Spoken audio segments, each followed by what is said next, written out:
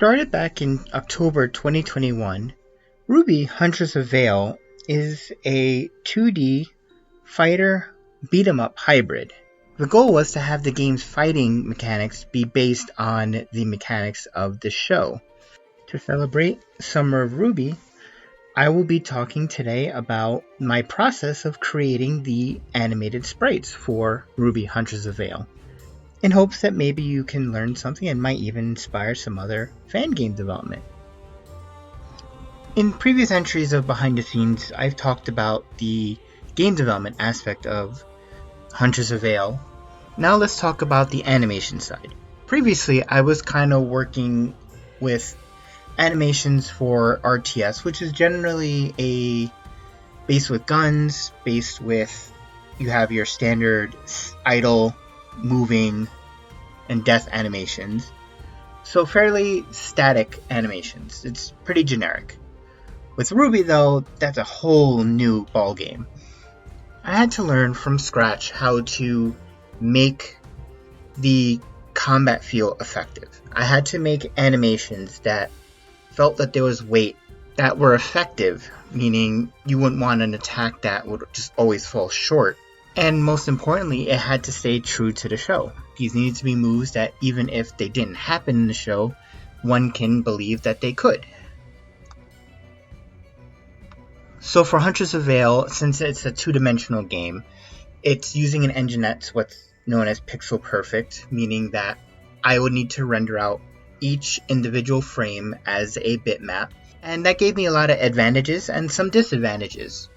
For one, being a bitmap, I was able to animate completely free without any of the constraints you would normally have to deal with exporting out a 3D model, and meaning I was able to use some post-processing on the rendered images, some tweaks in Photoshop, as well as being able to kind of play with the perspective, since I don't have to worry about how the model looks completely 360 around it. I only need to focus on the one locked in camera frame.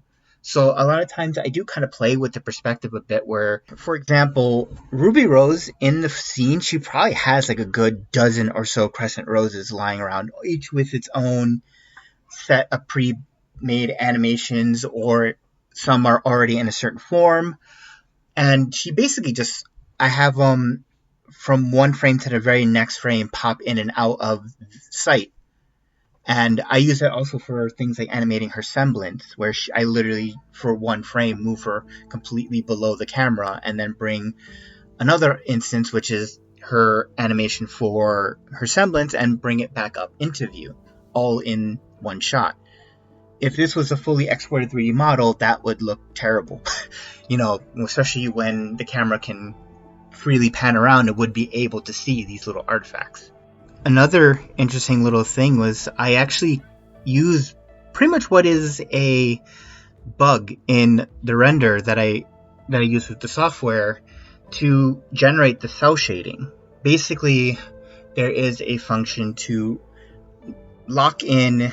It basically tries to remove the background, so it exports out a transparent PNG. However, if you force it to export with that on, but into a bitmap, what would happen is that the aliasing that would normally happen, meaning the gradient from the edge of the space going into transparent, will all of a sudden have an opaque value and basically force a outline.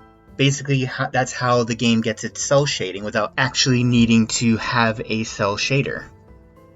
The primary downside to this is that it makes the game bloated, meaning since I have to export every single possible frame in the animation, and I really want to have smooth animations.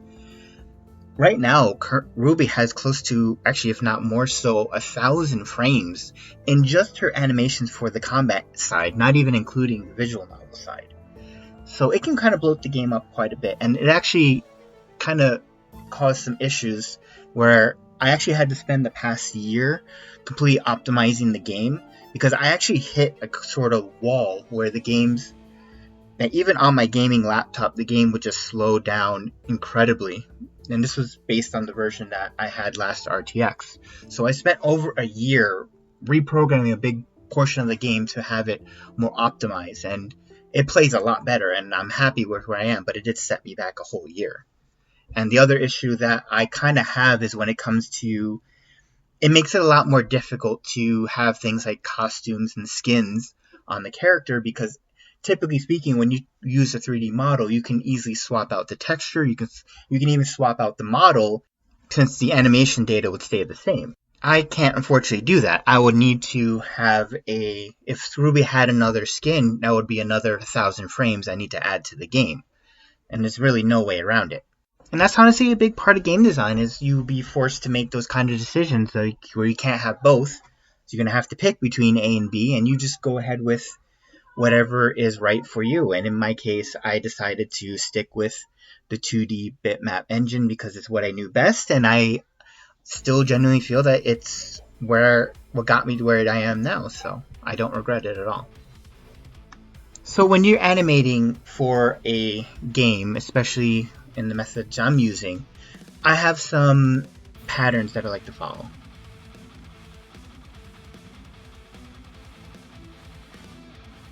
You have to start with your initial pose. This is a pose that would be where they're coming from.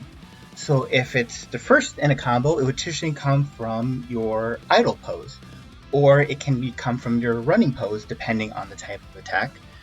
Or if it's later in a combo, you would generally start with a frame from the previous animation.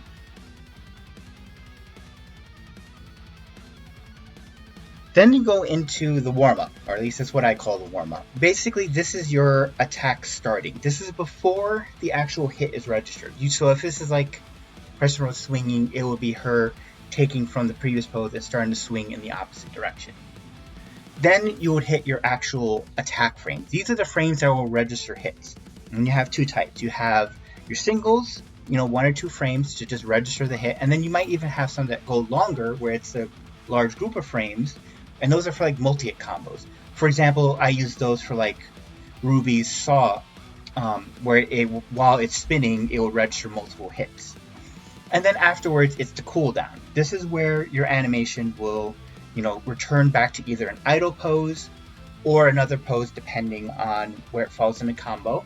But this is usually also the window of time where you can proceed into the next combo. So pressing the next attack button will then proceed, if done in this window, will proceed to the next attack. Playing with the lengths of each of these segments really can drive home the feel and the weight of the attack. For example, typically a light attack would have a very fast warm-up and will also have a fast cooldown, whereas a more powerful attack will have either a slower warm-up or a very long cooldown, or both.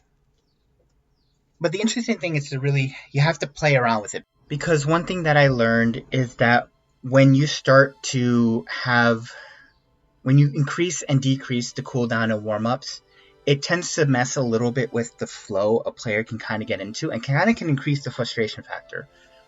A good example would be a very powerful attack that you have a long warm-up. This means that you can execute an attack because the enemy seems that they are in range, but then the enemy can move out of that range, and then you launch your attack and completely miss. I mean, it sounds like really good strategy, but at the same time, it can also be very frustrating if that happens quite often, and then it'll make the player not want to play with that move, or even not like that character in general. So you kind of have to tweak and play around with it to try to get this right balance of, yes, this is a powerful attack, I want this to take effort and strategy, but you also don't want to frustrate the player. In my opinion, longer cooldowns are a little bit more forgivable, because at least it doesn't interfere with the attacking part, where your chances of missing or chances of getting countered is much less. But you still have to think of the strategy, because you're leaving yourself vulnerable after such an attack.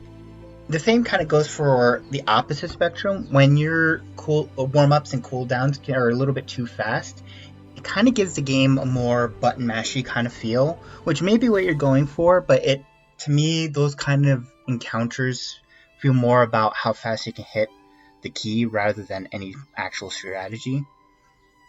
So keep that in mind. Another thing that I kind of had to learn, and it's kind of how when you're dealing with AI opponents, and I'm not talking about like a fighting game, I'm talking about like a beat 'em up where it's traditionally more skewed one way or the other.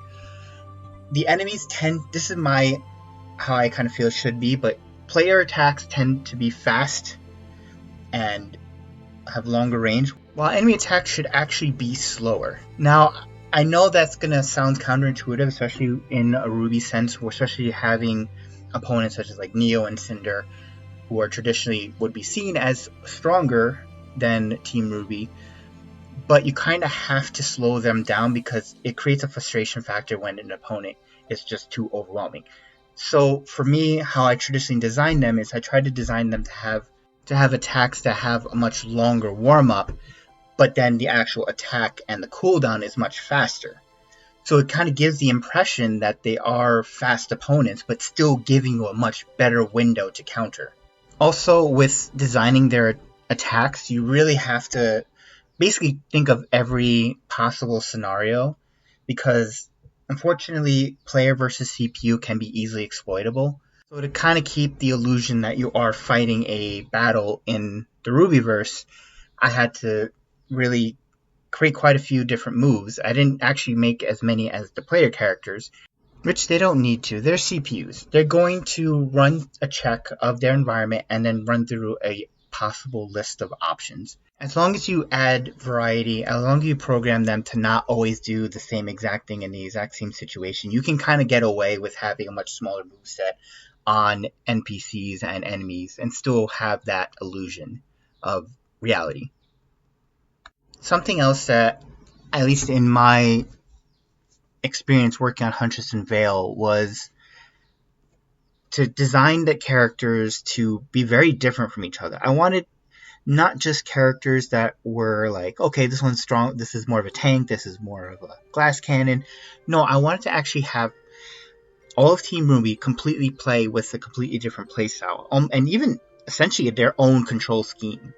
So, for example, Yang and RWBY both have the ability to shoot their weapon to propel themselves forward, but I tried to tweak it so that way the moves are actually done in very different ways. Yang, since hers are just gloves, it's very easy to flick her wrists back, so hers is done by running and hitting the shoot button. While RWBY, having such a big heavy weapon, takes more effort to have to swing her weapon behind her and then to shoot. So that her having that ability to propel herself forward, she needs to first use a light attack and then follow it up with a shot. And this also plays with the other shooting mechanics, whereas RWBY has to set up her gun to shoot. So it requires you to press the shoot button, she prepares her weapon, and then you shoot again to actually start shooting her shot.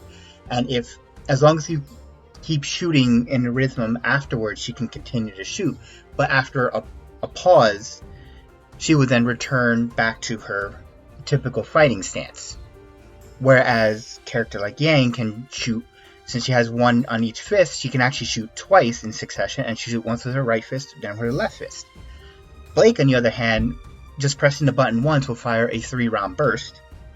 And then Weiss, being the dust expert she is, whenever you press the shoot button, she will launch 2 dust projectiles simultaneously at the cost of just 1.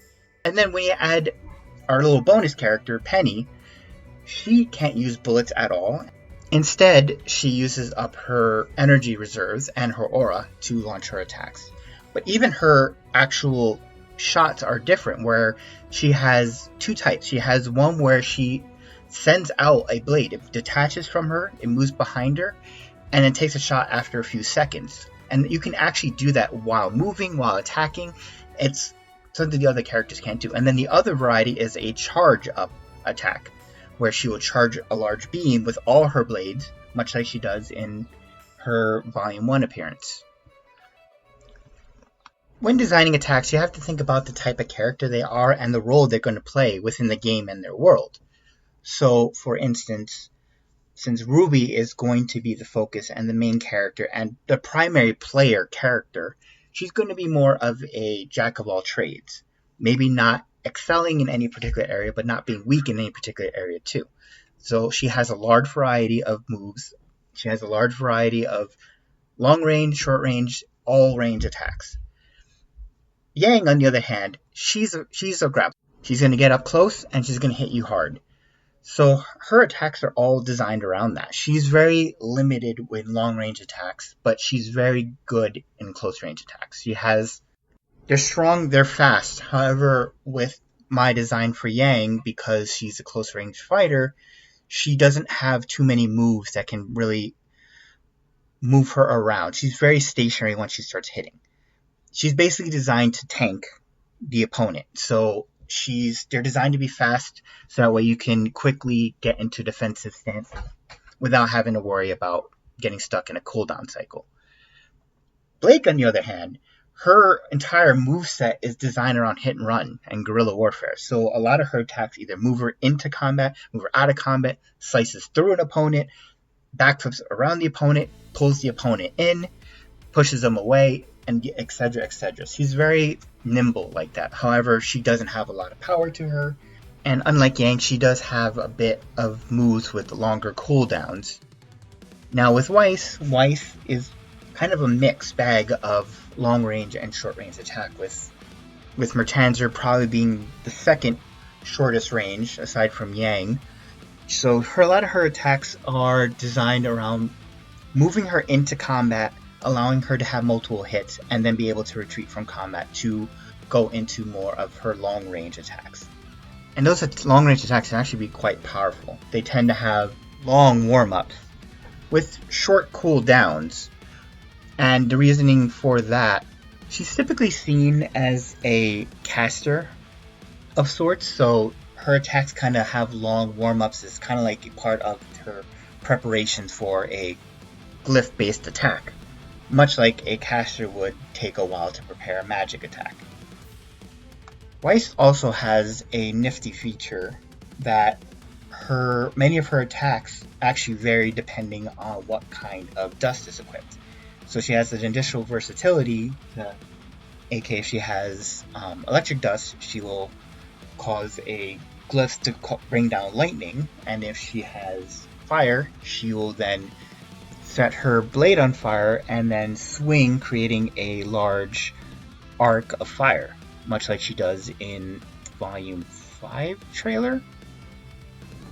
Now, keep in mind when designing moves, your character should be. Fighting is a very mobile action. Even if it's coded where your character stops and attacks, they wouldn't stand exactly still swinging their sword. They would lean forward. They would lunge forward. They will jump back. They will even if it's a joke character, they'll kind of stumble forward while attacking. You got to keep all these things in mind. Just because a character will traditionally stand still during an attack in your game, please don't make them just stand there. When you're animating, they should be moving.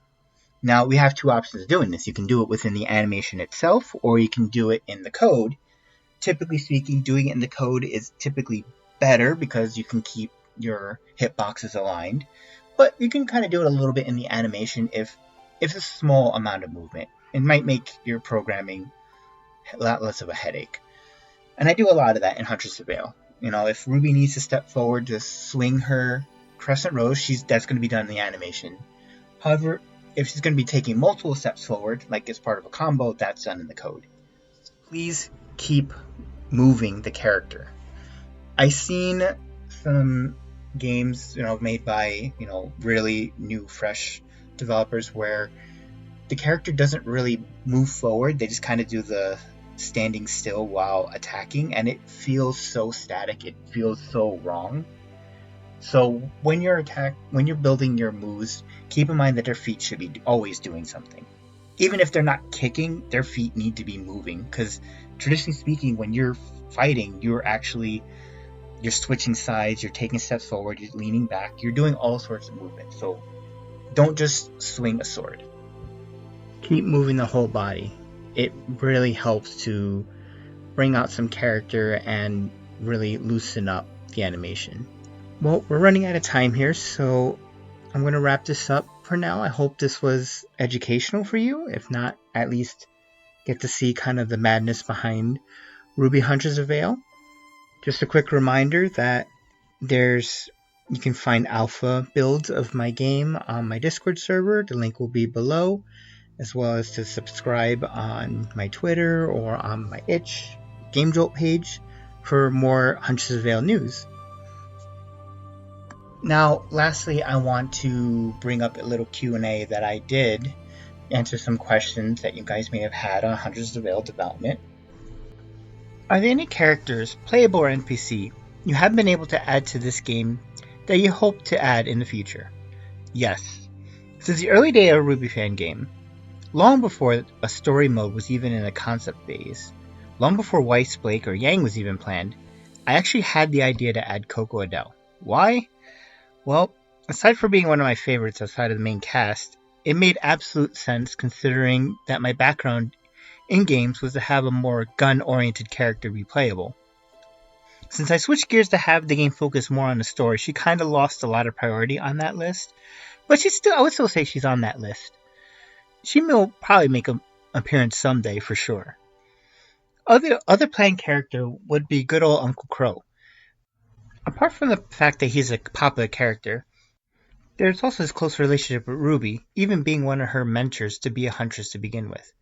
So in a game about Ruby's huntress career, you bet he'll be there. Here's a little bit of trivia.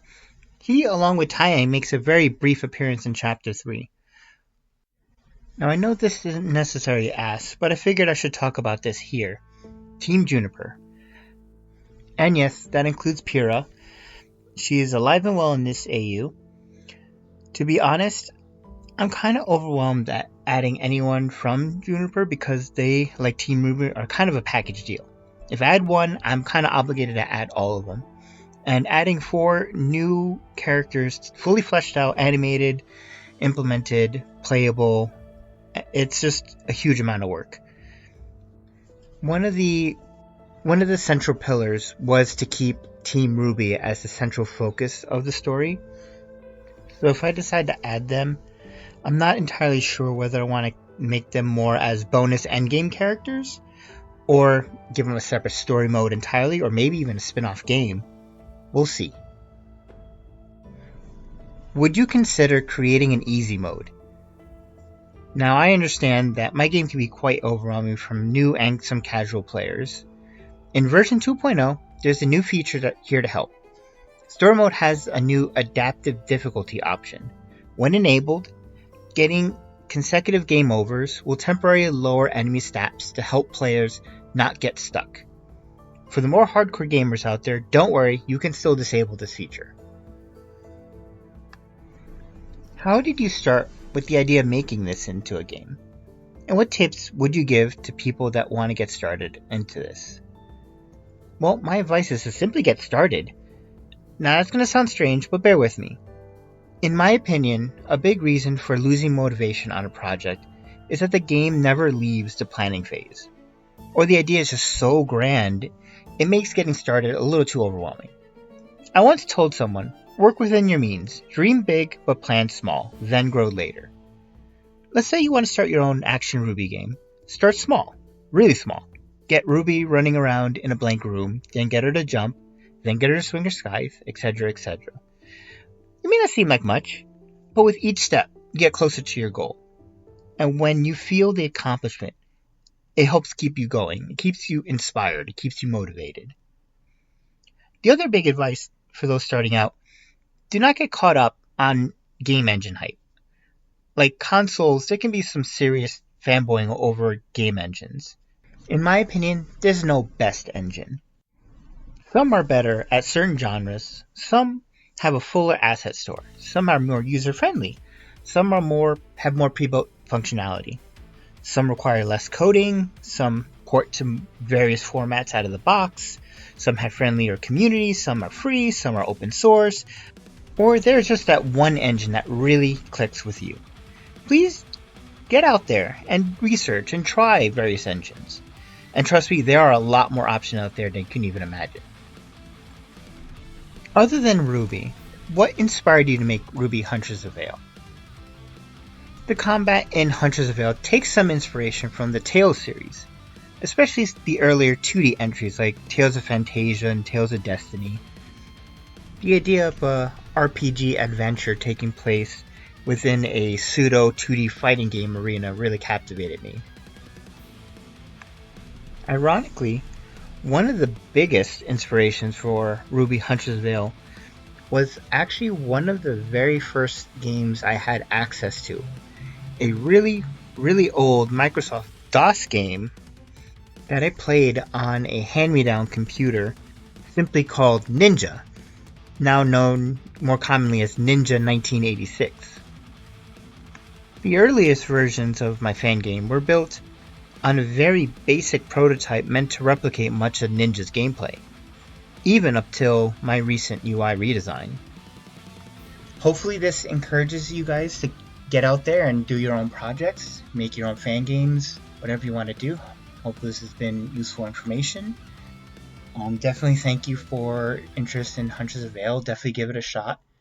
I will be releasing the source on my Discord server. There will be a link below. There's also early access to test versions. There's currently one right now. Go check it out and enjoy your summer RWBY.